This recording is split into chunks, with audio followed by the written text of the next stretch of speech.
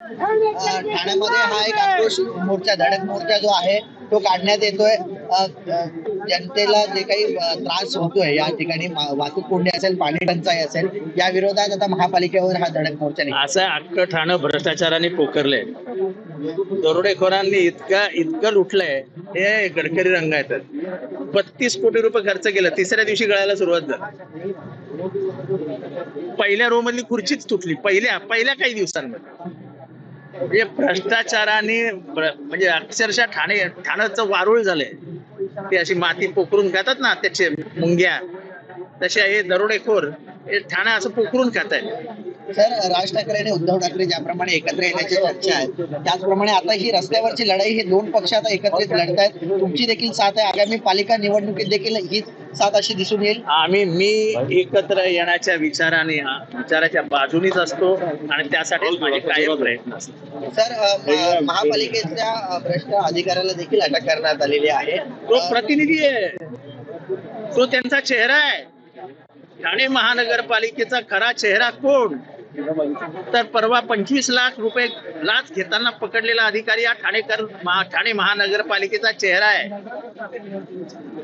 त्याच्या नावाने ऍडव्हर्टाईज केली पाहिजे यांनी की आमचा खरा चेहरा हा आहे। सर, ज्याप्रमाणे वारंवार एकनाथ शिंदे असतील किंवा शिवसेना असेल, हे उद्धव ठाकरेंवरती मुंबई महापालिकेचा खापर फोडताना पाहायला मिळतात, मात्र या ठिकाणी शिवसेनेची सत्ता आहे, एकनाथ शिंदेची सत्ता मागील अनेक वर्ष काही या महापालिकेत। हे बघा, हे सोडून द्या, मागच्या 3 वर्ष सरकारची सत्ता आहे। मागचे 3 वर्ष सरकारची सत्ता आहे। सौरभ रावणांची नेमणूक कोण करतं? सरकार। योजना कोण राबवतं? सरकार। पैसा कोण पाठवतं? सरकार। जबाबदारी कोणाची? सरकारची। सरकार कोणाचं आहे?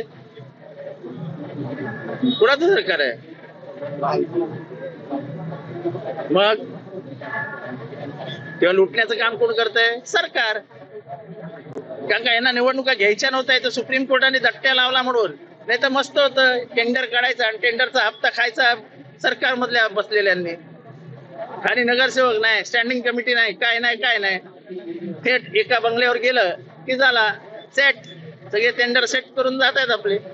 पण हा जो धडक मोर्चा, नवयुगा, मेगा, जी न ऐकलेली नावं ती महाराष्ट्रामध्ये त्यांनाच कामं मिळतात। तुम्ही जा अख्ख्या महाराष्ट्राचे टेंडर बघा, नवयुगा आणि मेगाशिवाय टेंडरच मिळत नाही कोणाला। तर हा धडक मोर्चा काढल्यानंतर तरी ठाणेकरांचे हे जे प्रश्न आहेत ते सुटतील?